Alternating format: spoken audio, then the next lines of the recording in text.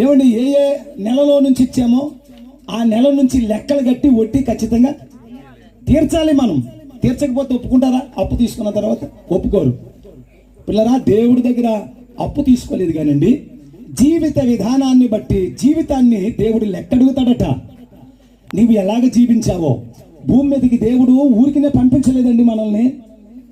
ఈ భూమి మీద సత్యాన్ని అనుసరించి, యథార్థను, ఏమండి, నమ్మకత్వాన్ని, నీతిని, భయమును, భక్తి కలిగి జీవించాలని దేవుడు మానవ రూపంలో మనల్ని పంపించారు.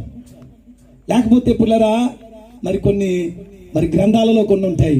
ఏమండి, వారి విశ్వాసాన్ని బట్టి చూస్తే, ఏమండి, కొన్ని సందర్భాలంటే మనుషులు ఏమండి కుక్కగా, నక్కగా, ఆవుగా, దూడగా పుడతారు అనేటువంటి ఒక మాట, సామెత ఉన్నది ఒకటి.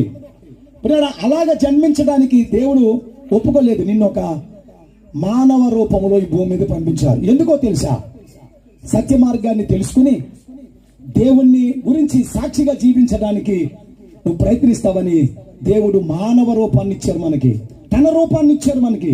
దేవుడు ఏ రూపంలో ఉంటారో ఆ రూపంలోనే నరులను దేవుడు చేశారు. ఇది నమ్మాలి పిల్లరా. బైబుల్ ఎప్పుడు కూడా సృష్టిని గూర్చి రాయబడింది.